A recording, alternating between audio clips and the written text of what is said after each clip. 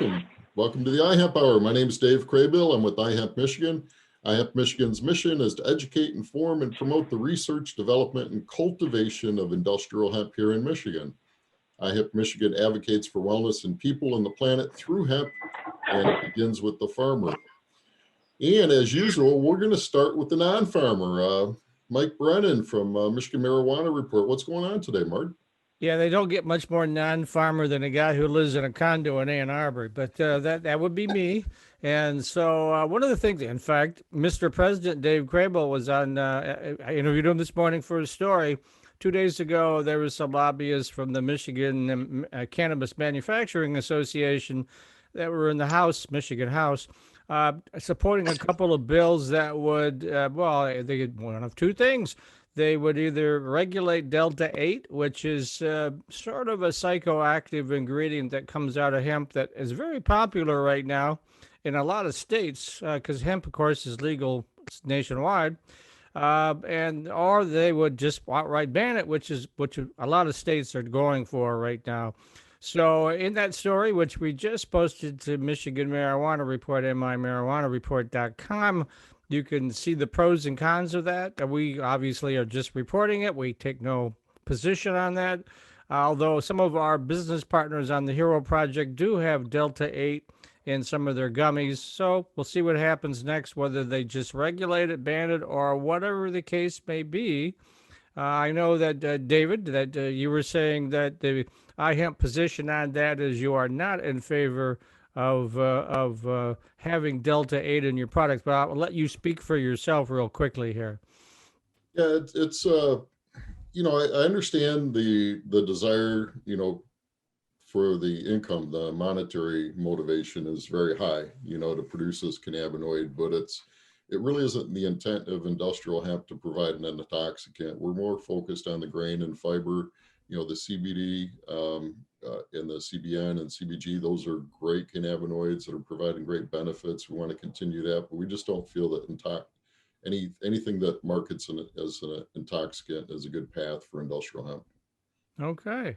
And one other thing on my show yesterday on 420 Post, we had Benziga's Patrick Lane on. Benziga is a financial news service that covers cannabis on a worldwide basis from a business point of view. And as you know, the pandemic has put a kibosh on live events, and Benziga was having live events all over the country. And they said maybe later this year they're going to go back to live events. I know they had a big one in Detroit 2 years ago where I met a lot of the players, got started on all this stuff. And depending on the vaccine level and the pandemic level, it's all to be determined. We may begin to see live cannabis-related events again. And I know the iHemp folks, so you guys hopefully are going to have your event next January live. I think by then everything should be pretty much under control. At least we hope, right? Oh, no, we're planning. We're going to do it. Hell yeah. We're going to go for it. Yeah, all right. I like that. And what are the dates? January 20th and 21st, is it? Or 21st? 22nd, 23rd. Yeah. A long ways out. Yeah, we should be. The way things are going, I have a show on Monday that's where we have epidemiologists on that show. And he's indicating as well that things are beginning to kind of get under control. And certainly by January, I think we'll be, what is the new normal? I don't know. But we may have to wear masks indoors for a while. But I think as long as we get a lot of people vaccinated, move towards that whole herd immunity thing, then, in the end, it'll be just a bad case of the flu. But we'll see what happens. I don't have a crystal ball. So back to you, Dave. All right. Well, let's go to Blaine. I'm sure Blaine has some news to share. Always have, without a doubt, I always have something to share, whether it's relevant or not, we'll see, but certainly something to share. I'm going to correct the date. You're right, Dave. January 21st and 22nd. So the 20th will be the Thursday. That'll be the move-in day. But we're planning. We've already started talking with Lansing about it, the same place we had it last time at the Lansing Center. So we're looking forward to once again hosting that and having a great time with everybody. So a couple of things, and then we've got such a huge show today that I'm going to really cut the news short. Now, if we have room, I'll put more stuff in the end. But first of all, if you grew hemp in 2020, You do have some assistance that's available. I believe it's $35 an acre. You need to contact and talk to your local farm service agency office. They can help you walk through that. It's a real simple process to make the application out. Also remember that this year with the new rules that you have to report your acres to the farm service agency. And again, a simple process there, and you get a cool map when you walk out of that whole thing. Right now, they're doing mostly everything's being done remotely. They're sending out maps or sending out stuff. If you have not certified there before, you may need to go there and show your driver's license and that kind of thing. But again, a pretty simple process. If anybody has any questions, get a hold of me. I worked there for 27 years, so I think I know how to get around some of that stuff there. MDART put out an interesting email this week. It is entitled Hemp in Food and Dairy Products. This is really nothing new. It is the FDA stance as it is right now. CBD is not authorized, let's say, to be put into food products at this time. But we're working on that. That's one of the bills that we've got sponsored, the 841 bill. To get that into for the safe path for regulation of putting CBD in food products. Now, if you're putting things like hemp oil that I make, okay, if it's just a straight product, then that's not a problem. But if you're putting CBD in your brownies and you're doing that kind of thing, those are the things that they're talking about here. Or your chocolate peanut butter CBD balls. Yes, absolutely. Who makes those, Dave? Not allowed, but certainly appreciate it, Dave. That's for sure. So, so nothing really new here. This is the stance that they have to take because that is the federal law right now, and they can't obviously go against that. There's not a lot of enforcement that they're doing right now because they don't have that regulatory arm. But don't go to the best advice I can give you is don't go to the farmer's market this year trying to sell your CBD brownies with that kind of product in it. So again, nothing real new here, but that's part of the email that came out there. So I think with that, really, Dave, I'm going to cut my other news short and do it at the end because we've got so many talented people today that I want to get to them. So we have an international cast. Yeah, we do. JD Ackley from Ackley Hemp Farms. He's put together a full service hemp field services company, co-op, and JD's going to talk about his white mulch transplanting, flower harvesting with the HHH 700. Henry's from Germany here to talk about that. On-site Autocure processor and a whole bunch of other stuff. So JD, why don't you get right to it?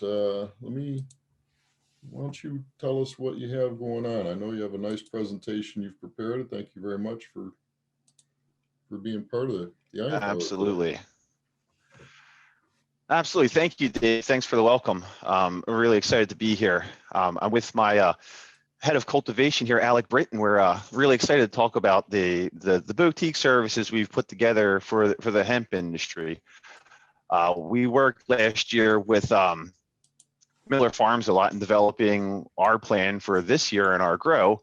And we really saw a lot of gaps in what was out there in the space to help farmers get into the field and out of the field. We discovered there were a lot of gaps and difficulties with getting out of the field, and the space needed to dry and cure a lot of that. And we've heard a lot of horror stories about stuff going to mold. And we really took a look, and we started growing and networking with other farmers, and we've amassed a herd of equipment to this point, and we have some really talented guys, and we've really had a chance to put together a great partnership with some really interesting technologies.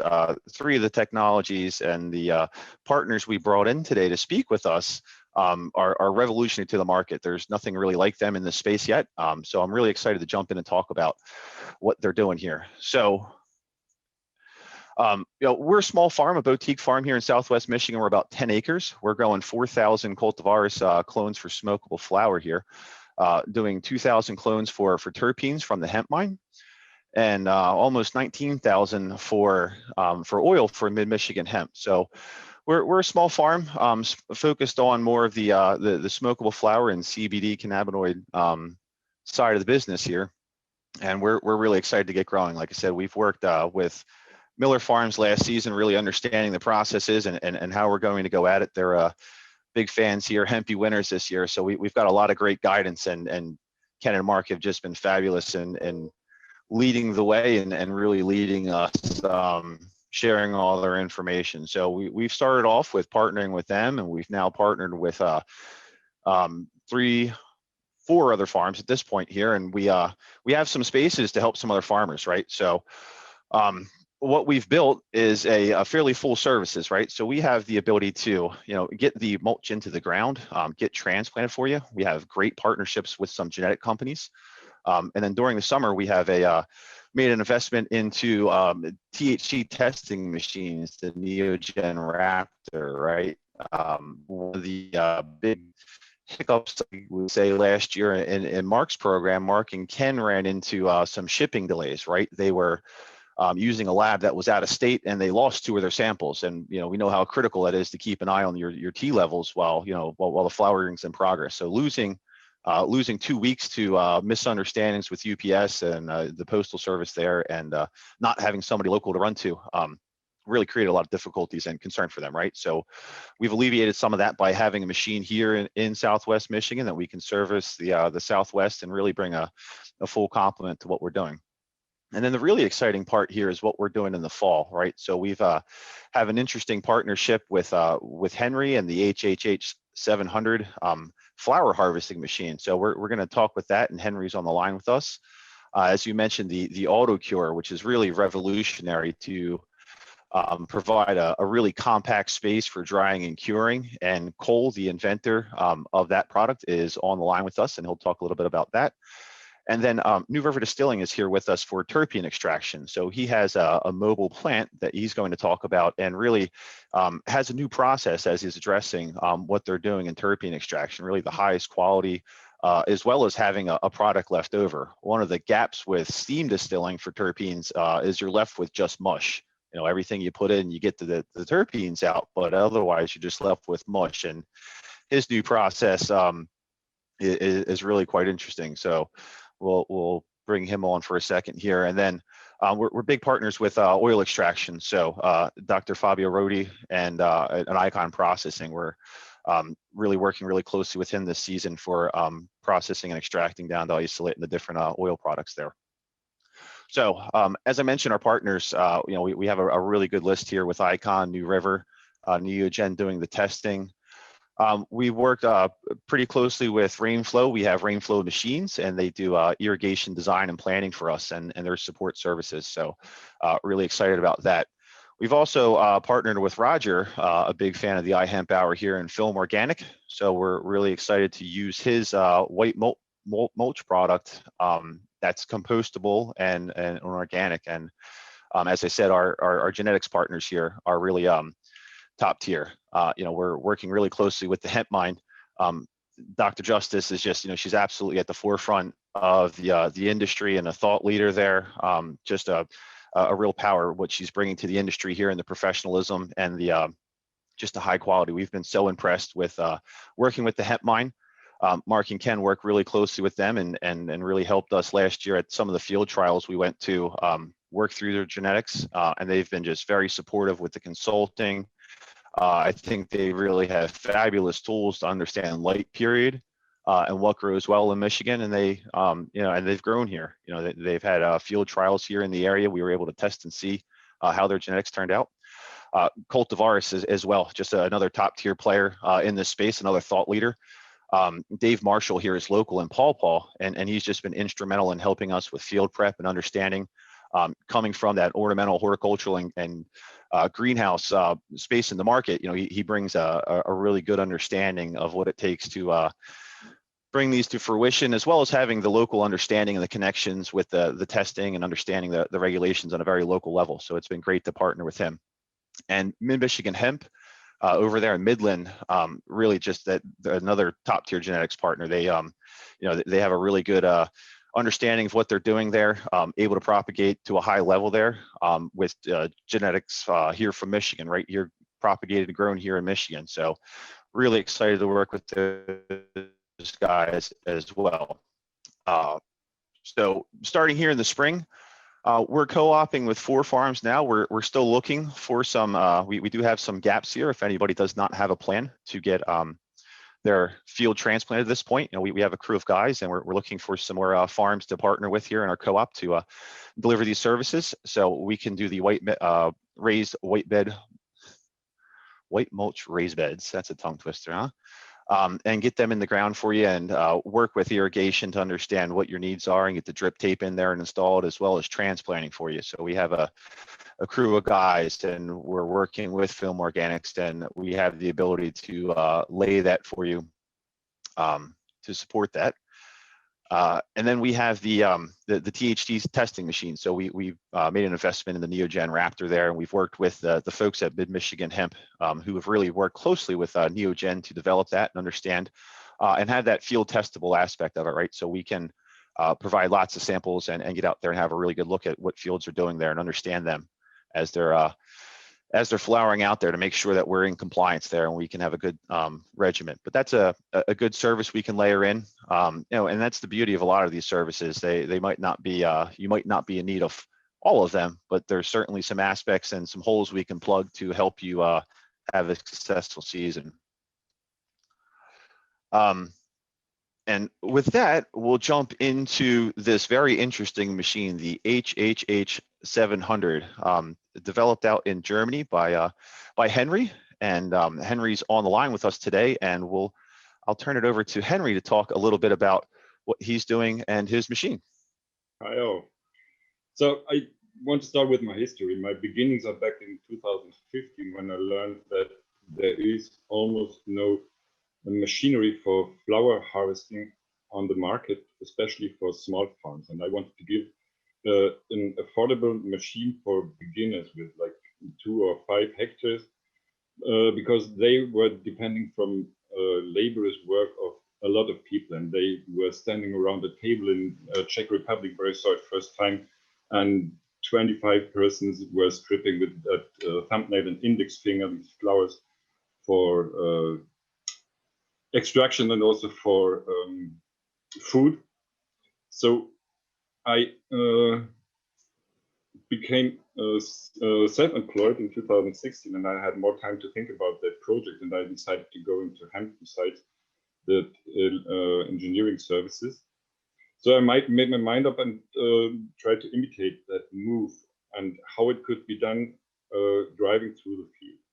And I have prepared a couple of slides with pictures that show the development year one by one. It's always a picture per year. 2016 is, JD, you have to stop your presentation and let me share my desktop. So can you see that? This is the first prototype of the machine. It was very humble and large. It was with electrical drives, but it already had that central mechanism with the double chains and the rollers that pull the stems.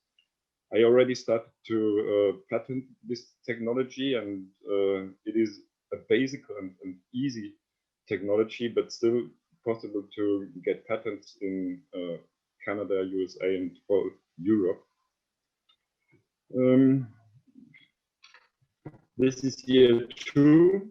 The next development, we put it in front of a tractor and made it shorter. It was a little bit better, but still too broad to get the hemp in, especially at that size from 1.50 meters to 2 meters. It's like 6 feet to tell new measures. And I tried a lot to solve that problem. We had that in a barn then, and successfully stripped the flowers inside a barn in a stationary process. And for the next year, we created a table machine and tried to feed the hemp stems one by one or in blocks into it. This machine actually won a prize in the Expo Canamo in Seville, but it didn't work out at that speed that we expected. So this is the 2019 model. It was quite advanced. It was front-loaded or front-mounted on a tractor and hydraulically driven. And we had some good trials with it. And we worked on the surface of the rollers and the tension of the chains. And this is the machine that finally was created by the company Eilhauer in Hanover, based on that draft. And we had that machine in industrial hemp in Germany. And we also tried with bushy plants in Switzerland, because they are allowed to grow up to 1% THC, and they have a different shape of the plants. This is from last week, the latest released machine that we sent to USA already, and I think JD will see exactly this machine on your field working. So it is still a machine that is affordable and small enough for beginners, starters. You don't need to start with 200 or 500 acres and buy machinery for $500,000. So you can have this machine for industrial hemp, and all altitudes. You can mount it on the front lifter and take it up to 9 or 10 feet. But it is also versatile enough to strip the Mariana flowers or CBD flowers in a very gentle way. It's similar to the process that other buckers do, but we do it in 50 times faster than any other machine can. So it is still a hemp machine, but it is versatile enough for low hemp, large hemp, and for bushy and massive flowers. And the product is absolutely like hands-free.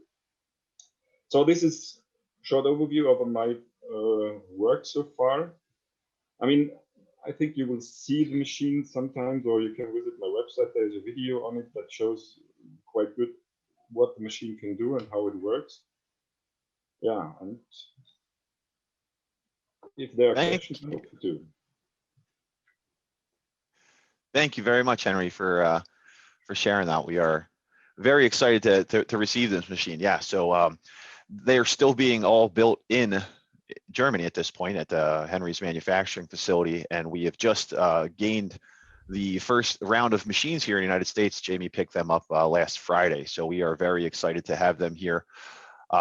And we're very excited to have one of these here in the Midwest to run it around this season. So that's one of the things we're looking for the summer, are looking for some greenhouse partners that we can go and demo this and bring some farmers from around the region to see it in action.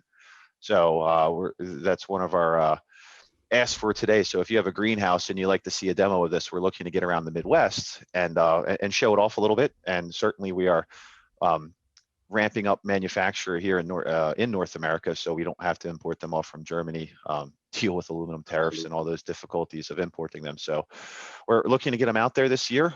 Certainly looking for some fields to harvest in the fall when that time comes, to go out there and harvest for you. And with the bushier flowers, we hand feed them in there. It's not that we don't drive right through them there. So a crew would hand feed them there and capture the high quality flower, obviously bringing up the percentages within your within your overall capture there, and capturing the highest quality flower that we can bring to a smokable state quicker, right? So can I ask a quick question? What is we always ask what these devices cost. I know you're not selling it, but I mean, just what are we looking at here? I have a distributor in North America. For pricing, you should contact Simon. That is possible. I can, of course, forward you to that address, but he makes the prices for America. They differ from European prices because the market structure is different, and I don't mix up with that. So if you're interested to get in contact and have a quotation for a machine, then I will hand you over to Simon. Okay. Do we have a web address? Mike, to that point. Yeah, I have that. So I'm you can reach through me, and I work closely with Simon there, and we're going to work with we're still very much in the infancy of that, Mike, right? So literally the first machines landed last Friday.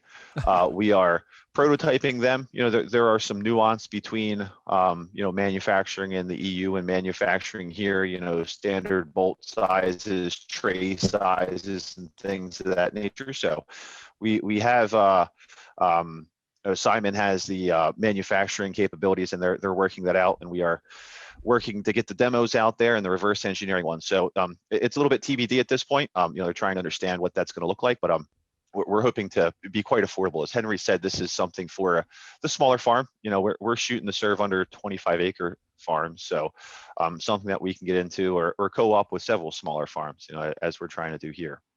So JD, when I'm reading this and I'm looking at this machine, so this will actually strip the flower off of the stalks?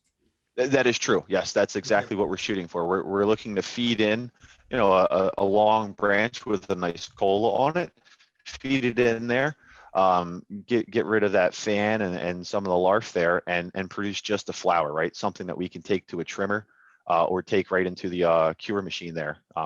And that's the goal. It's not a bucker, you know. We don't want to say it's something that go in there and just emaciates the whole thing and gives you a lot of biomass, right? Just without stem. So this is Why looking would to you say capture it's not a bucker? I mean, it's butter. Isn't that a bucker? yeah, so when I say it's not a bucker, like something that would just take all of the biomass and take everything off of it in a more mashed sense, right? It's more. Yeah. The point is that this machine doesn't turn the hemp flowers into cattle food. Exactly. And that's what I think the perception here of a bucker is a machine that would take and just quickly rip off all the flour and rip off everything, right? Give you all of your leaves, give you everything.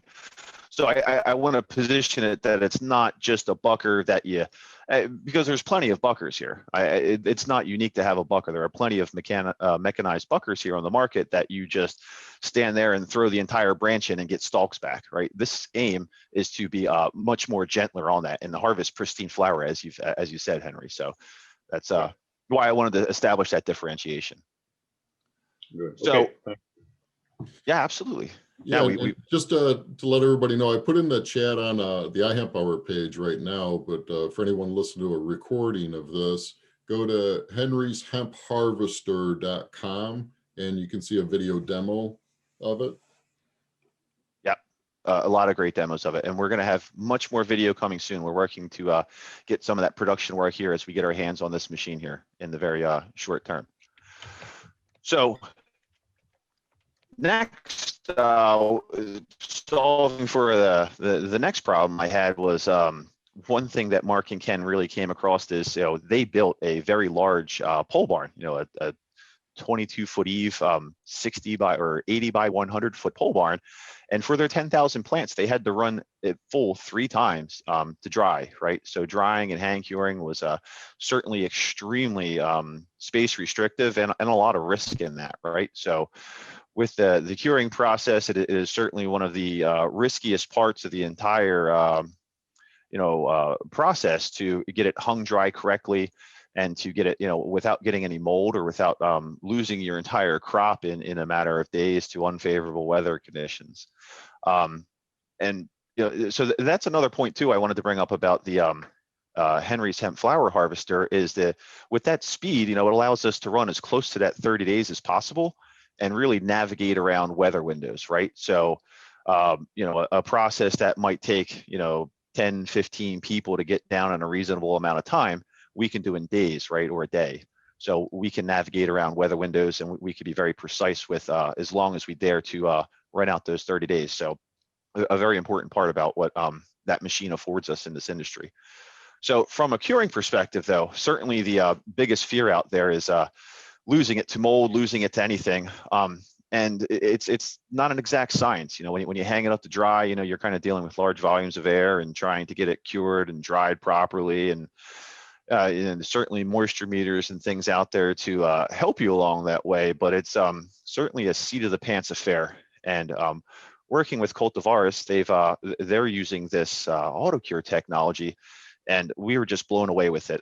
Some of the science and the research they've put behind this machine and what it can do to your crop, not only does it expedite the curing time, but it also captures a lot more. So with that, I'll bring in Cole here to talk about his Autocure. Loud and clear. Great. Appreciate it, JD. Yeah, so great intro to Autocure, JD. Really appreciate that. So our system, our technology is essentially for drying and curing, actually. So the Autocure chambers, they're airtight chambers. It's based off the true curing process, ultimately, which is burping the moisture off the flower.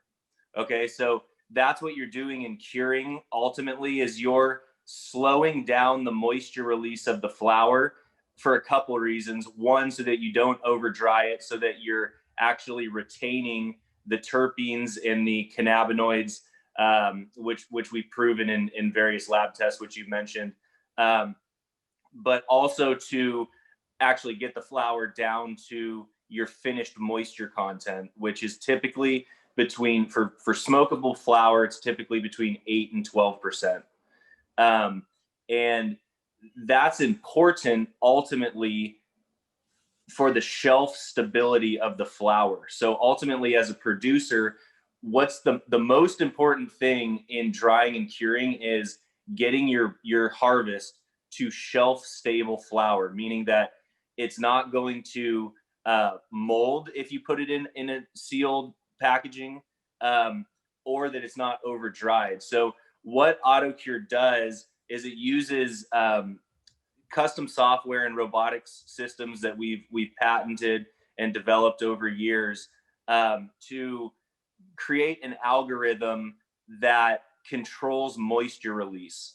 When you put flower inside of Autocure wet, it could either be hung, or it could be loaded using any type of harvesting equipment that we just went over, which looks actually like a perfect mesh. So very excited to learn more about that as well.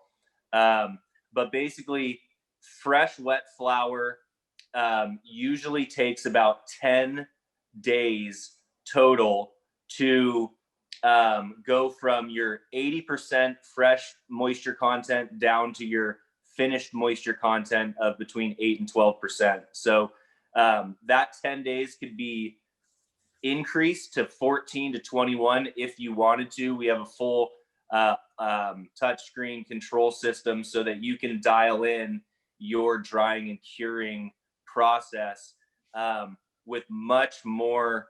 It's really the only way to dial it in a precision way. Really, the only other competition, so to speak, to Autocure in terms of what it's doing is actually doing the traditional manual curing process, which, as JD mentioned, it's a very inexact science, and it's very challenging to get down properly, especially when you're doing large quantities. So as JD mentioned, we're basically ultimately for hemp, why it's important to cure hemp's flower is that ultimately the customers are smoking that hemp, that smokable flower, for the terpene content. So if you're not drying the flower properly, first of all, or not curing the flower properly at all, then the flower is going to taste not as good. And with hemp flower, that is what you're marketing, is actually the terpenes of the flower. So with cultivars, we've been working with them for a while now. Excuse me. They won a cannabis cup here in Southern California for hemp flower, and everybody was commenting just on the level of terpiness, the terpenes in the flower, how smooth it tastes, and just how it looks. So in Autocure, you don't have to touch anything. It's fully automated. We have a full cloud system to track everything. So we're really excited to start working with Ackley Farms and get more and more into the smokable flower market as it's growing.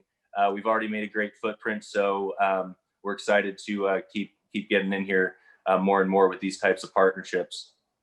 Thanks, Cole. Yeah, we're excited, really excited to have one of these machines here on farm here in Southwest Michigan. So we certainly think that's a boon for Michigan as a whole, right? Where to have some of this this really high-end equipment to really elevate the game, it's going to make a premium product, right? And if you're looking to do anything in smokable flower, that curing is absolutely the pinnacle and the most important part to produce that high quality taste, to produce what people are really looking for there. So and it takes the guesswork out of it. It's certainly the higher end in the market. I think we want to produce products that are people are looking for. I think a lot of that biomass price has just been a race to the bottom, right? And farmers now are looking for something to that they can be profitable on, and that smokable flower market has held pretty strong. Seems to be even coming back up as of late. So this allows farmer to take what they have out there and finish it to that highest level and be able to sell that for the top dollar in that smokable flower field there. So really Cole, excited to have this technology. Cole, I can't tell from the picture. Is that on wheels, or is that mobile, or how do you move it around? So good question. That picture that we're seeing right now is from inside of the chamber, inside of the Autocure chamber. So what you're seeing with the flower below that is our movable racks. So each one of those racks are on wheels, and each one of the racks holds 20 trays. So basically, this is our bucked flower system. So basically how the flower would be loaded is on each one of those individual trays using some type of a harvesting system. And then each one of the racks is put inside of the Autocure and closed up and sealed up. So we also have hanging racks as well. So you would actually be able to hang the flower inside of the chamber, basically it would fill the chamber in the same way as the racks you're seeing now, except you're actually hanging the flower as well. And did you develop your own algorithms and AI system, or did you outsource that, or what? We do everything. So we're located in San Diego. One of my partners is a back-end software developer, big data, Silicon Valley. That's where he was trained. So basically, that's where our whole cloud system comes in, and in tracking the flower, because as I mentioned, with smokable flower, your two main components that factor into the quality of it are your terpene levels and your cannabinoid levels. And so when you're able to track those in the curing process and link them to lab test results, you're able to basically tie together the drying and curing process with the growing process, which already has those type of tracking variables as well. And JD, Mike, I'm assuming, JD, you're going to offer this as a service this fall, right? Oh, absolutely. Yeah, absolutely. All these here, it'll be on farm here. So it is tactically in a shipping container. We also have shipping containers. That was my next question too. Yeah. How do you get it around, so. Yeah, it's in a shipping container. And we're also going to stack up a few reefer shipping containers to be able to front end and store.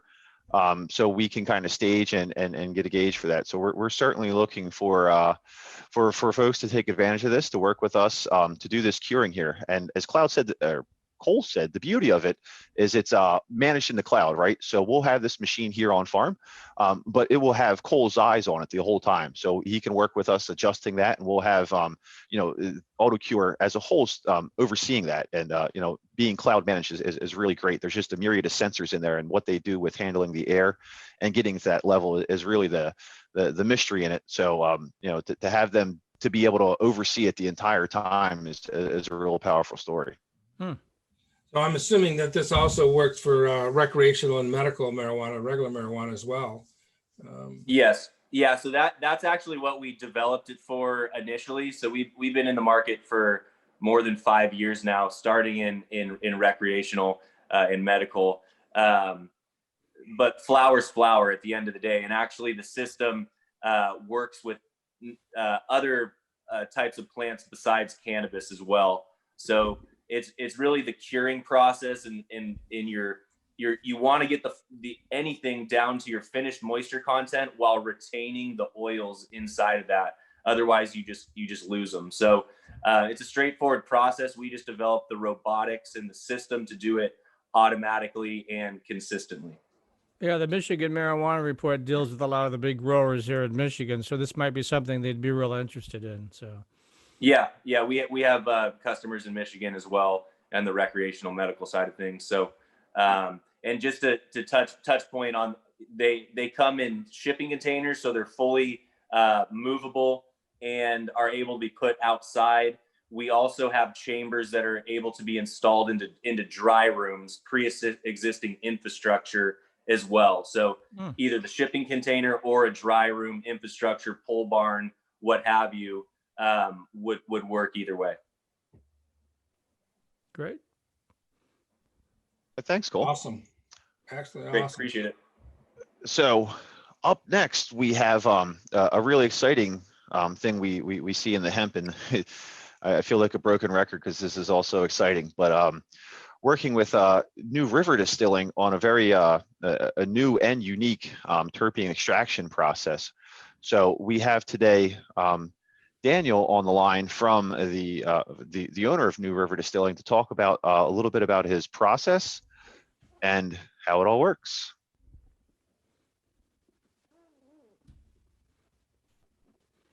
Is Daniel, you're muted. There you go. I didn't want to say it. Welcome, Daniel. Oh no, Did we we're not lose hearing him? Daniel. Technical difficulties.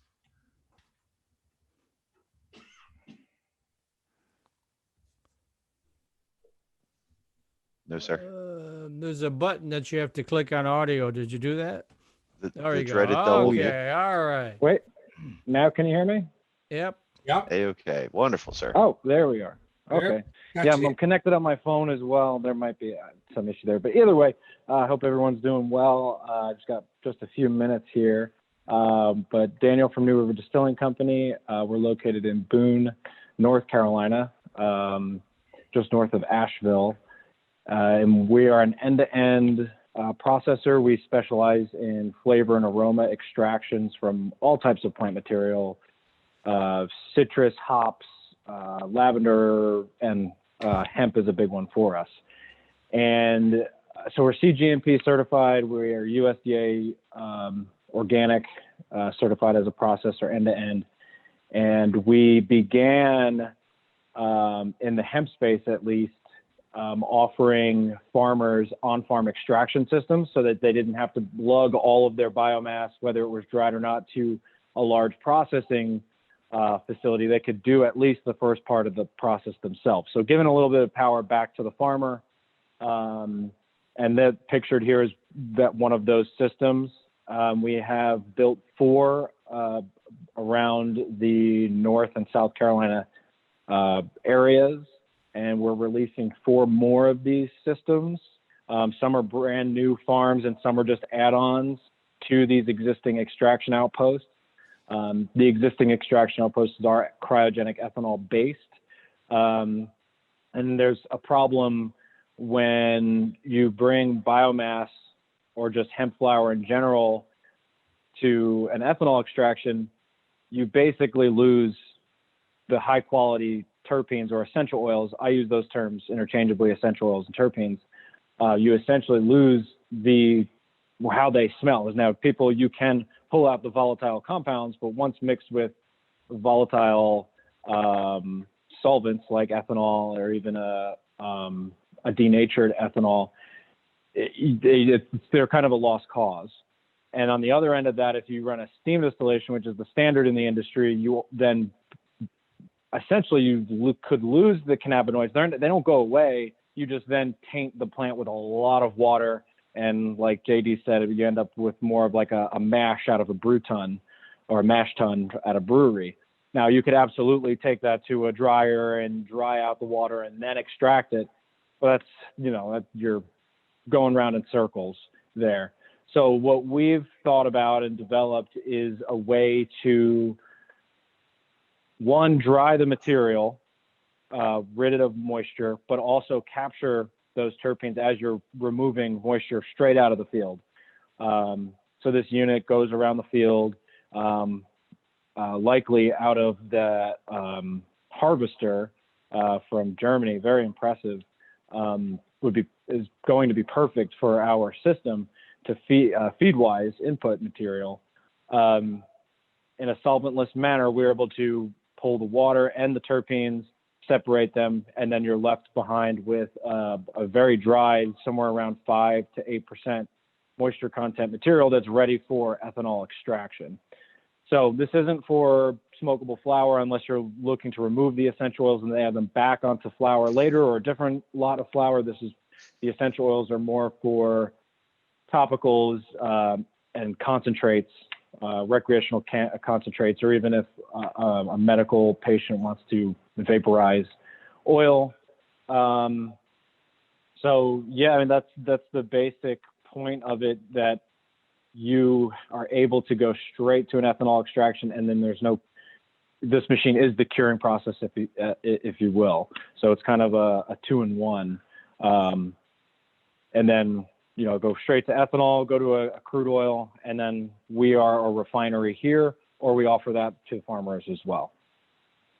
So Daniel, what's the input output, so to speak, of this? So how many pounds can you do an hour or whatever? So it's adjustable. So the most popular system that we're going to be installing is a 400 pounds per day wet, and it's about a 1% yield on that. So if you're processing, a quote I just put out, 20,000 pounds of wet material processed, they're going to come out with something like 70 to 75 liters of essential oil or terpenes. So 70,000 mLs or so. And that's out of a 20,000 pound lot. And JD and I spoke about this. Another option or a good point about this is that it's not an all at once harvest approach. You process incrementally every day. Will this also work on dry material as well? Yeah. Yes, it will. Yep, sure will. It's just the wet material that's going to produce the highest quality essential oil, because the essential oil you capture is exactly how that flower smells before it's cut down and processed further down the line. So after you extract the terpenes, then it goes to Autocure? No, it would go to an extractor to bring it down to crude or isolate. Yeah, so the Autocure would take it to. Okay. So Dave, the smokable flower would go through the Autocure route to get it to an oil product. That's the beauty of it. The byproduct is we could still take it down to crude or down to isolate, whichever we desired. So it would come out of the machine dried, but with all the cannabinoids still intact, that we could further extract it. So it is, as Daniel mentioned, what you wind up with in traditional extraction is just a mush that could possibly be usable, but is typically not. It's too it's cost prohibitive to move further down that. But the Blaine's point I wanted to circle back on throughput, using some of the rough metrics, steam distilling takes about 250 pounds wet to create a liter of the essential oils, where this process uses a bit less than that, a little under 200 pounds. And obviously those are just rough numbers. It depends on the terpene content of the plant we're harvesting and so many other factors. But just looking at it, it does take a significant it does take a noticeable amount less to create a higher quality terpene product. I think the rage right now in the card industry is the difference between the botanically derived terpenes versus the cannabis derived terpenes. And with the price of tea being so high, it's a great play for the hemp space to be able to capture those same terpene profiles, just grown without the tea, right? So, where the tea market is much more expensive per pound, the hemp flower market is, a significant savings. So we still have the cannabis derived terpenes and those high quality terpenes because, in the card space, tea is tea, right? The terpenes bring that flavor and those, the co-processes of having both the terpenes and the tea together. A little bit of terpene or essential oil goes a long way. So we work a lot in the beer world, and some of our customers will insert the hemp essential oil into beer, and 1 ml for every 31 gallons is one of our customers is using. So a little bit goes a long way, at least in a beverage. Yeah. I think JD can tell you that in the West Michigan, there's a lot of boutique beers, a lot of brewers over there. That might be something they would be interested in. So Very, yeah. No, we've had a lot of interest to understand what we're doing here, and as we get that rolling, we're very excited to talk with some of these industries. Yeah. Excellent. Great. So, thank you, Daniel. Thank you for joining us. Really excited there. And just rounding it out there, our other partner that we're working with in oil extraction here in Michigan, Dr. Rody, another big member, I would say, of the iHemp Hour, right? Dr. Rody is. So, we're working with him and a board member now at this point, right? You guys are officially boarded. Dr. Rody's organization out there with Icon, we've worked really close, in our e-commerce business. We've used them for a lot of their products and topicals, and they're right here in Michigan. We work really closely with them and Mid-Michigan Hemp for a lot of the products they're doing there. So Dr. Rody is a really big part of our organization and what we're doing here in the 2021 season there. So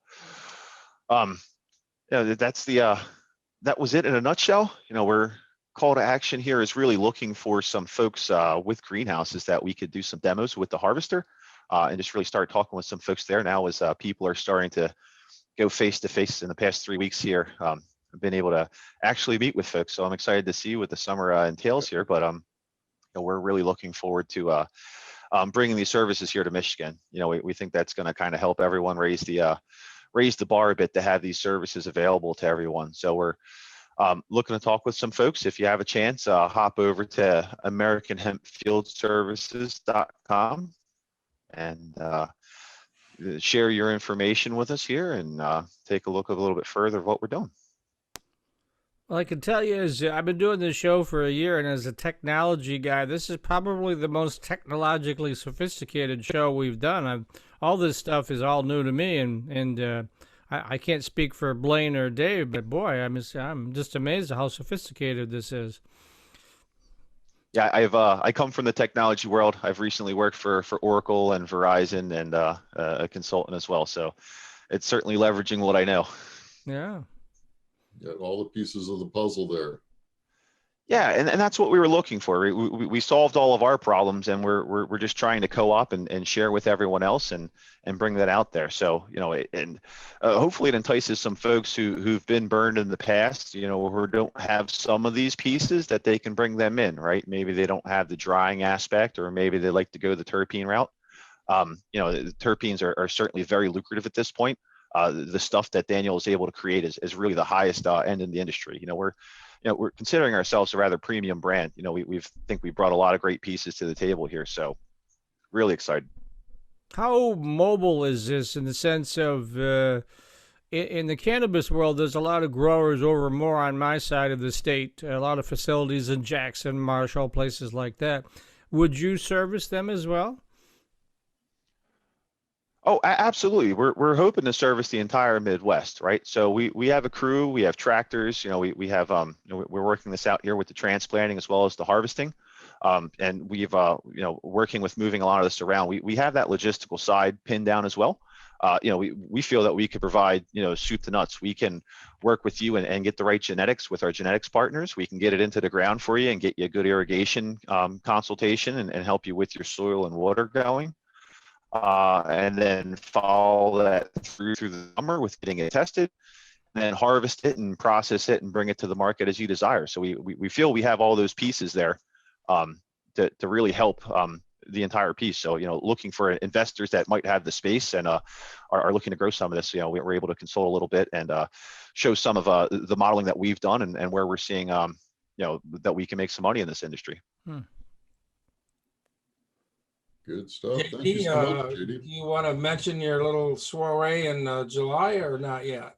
No, absolutely. We were really excited. So we are, our plan is to be very in front of the community here. So I'm very involved with our Three Oaks community here. I'm a local volunteer firefighter and really involved with our small church here. And we're going to have a big farm stand grand opening July 10th here on farm. So we've got a chainsaw carver. A family member of mine is a very talented chainsaw carver, and his touring season's been cut short. So he's going to come out and he's going to take one of our big oaks we have here that's since passed and sculpt out there. So we'll have a bit of a show. We have a couple food trucks. So July 10th on farm here. We're excited to welcome everyone, and hopefully the world will be opened up. Right now it's limited to 300 people, but we're on a a 10-acre, 20-acre farm out here in the middle of nowhere, so it shouldn't be too much fanfare. But looking forward to meeting everyone and talking and seeing some of this stuff in action, taking a look at what we're growing and doing. Okay. Super. Well, this was a quite an interesting show today. A lot of great information given out. Henry, thank you very much for joining us from overseas and showcasing your product. It'll be interesting to see that work this fall. Mm-hmm. Yeah. Excellent. Is it time for the hemper? Well, it was also very interesting for me in the technical panel with high grade knowledge people. So every day I learn and I see more. The Autocure is brilliant, and this terpene extraction machine, this is something I've never seen before or heard of. And I think this is a system that fits in together very well. So you have established a great ensemble of machineries that can only be successful. That's what I think. And I'm, of course, proud to have my machine in the USA this year. And we're very proud to have it. We're very, looking forward to it. Thank you, Henry. Thank you, too.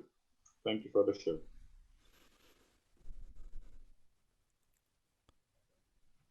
Okay, I think we're ready to. JD, if you can stop sharing your screen.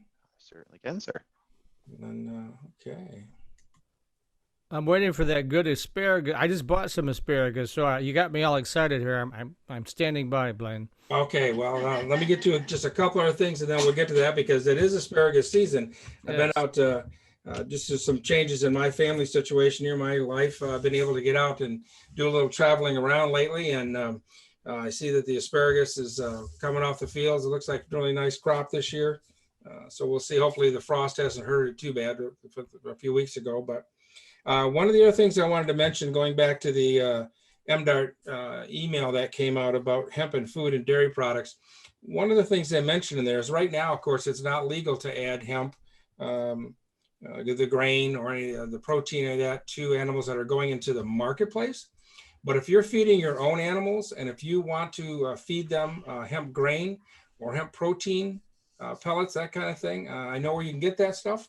Just a little plug there, but anyways, you can put it on your own. You can do it to your own animals and your own pets, so that's not a problem. You just can't put it into the marketplace yet.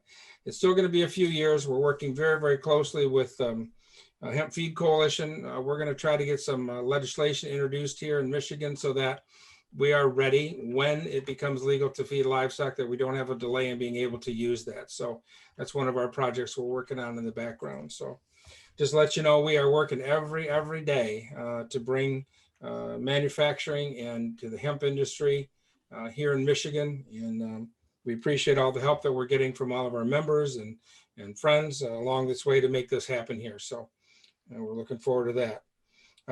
There's a Hemp Crete workshop that we're planning in June over in Zeeland at the Critter Barn. Right now we got June 26th is the date for that. That date may change on that, but that's what we're looking at. So there'll be more information coming out on that in the near future. Going to be a fun day to bring out the family and learn a lot about hemp crete and hemp building products as well. Also, every month we're going to do a live remote something from somewhere. Well, it may not be live, but it may be a webinar, or we're going to try to do live as much as we can. So if anybody has a place that they'd like us to come or they'd like to host one of those monthly events, let us know. We'll be more than happy to work with you on establishing that and making that fun so everybody can, again, keep learning and keep working with the hemp products and hemp world there. Let's see what else. A couple other news items I want to bring up. This is interesting. USDA agency and a company partner to explore personal care products from hemp.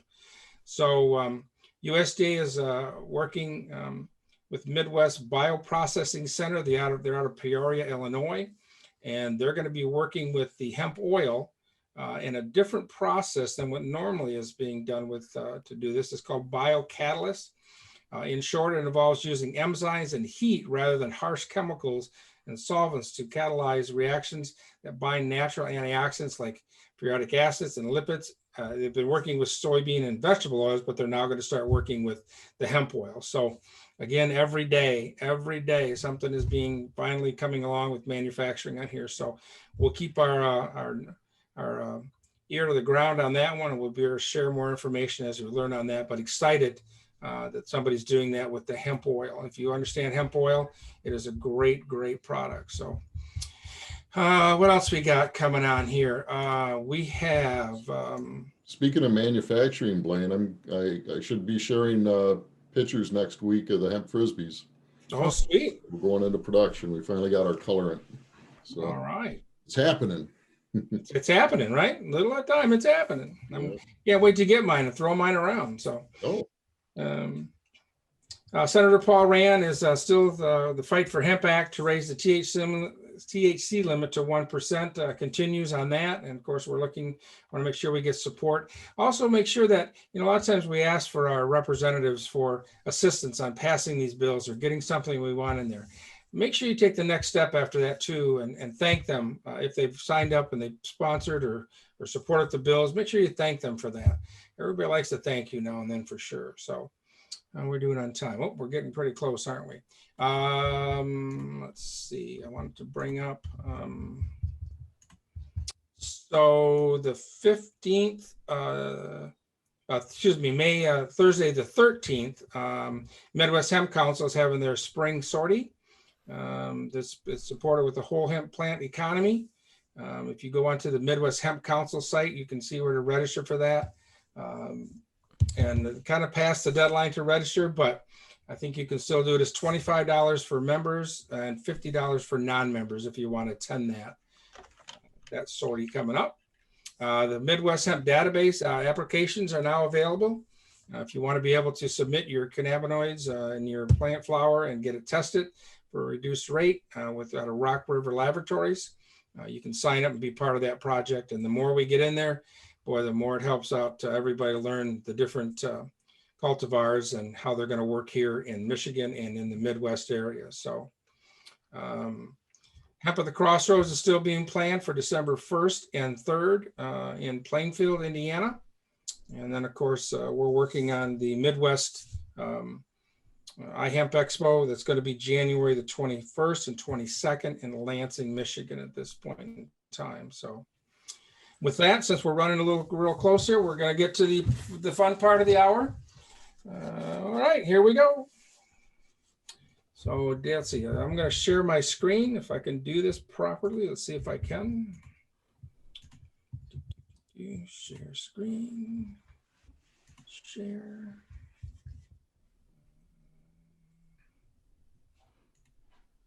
A little technically challenged like everybody else, but here we go.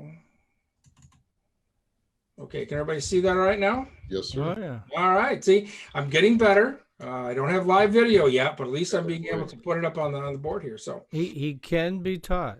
I am.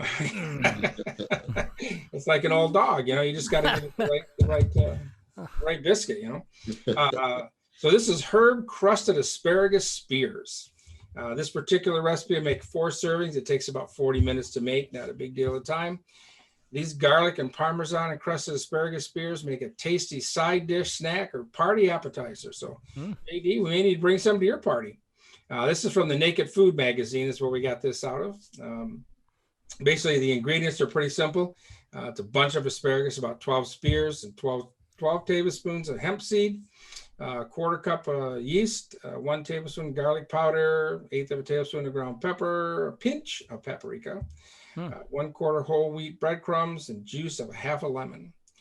And you wash the asparagus, you preheat the oven to 350, you remove the white bottom ends, hold these asparagus spear with both hands and bend it near the white end, and the white end will snap off. Transfer the hemp seeds to a small bowl and mix with the yeast and garlic and the pepper and the paprika and the breadcrumbs. Stir and set aside. Arrange an asparagus spears side by side in a baking dish and sprinkle with the hemp mixture. Bake for about 20 to 25 minutes or until the asparagus are crispy. Serve and sprinkle with some lemon juice. So very timely for this time of year. We can all get some fresh Michigan asparagus for sure.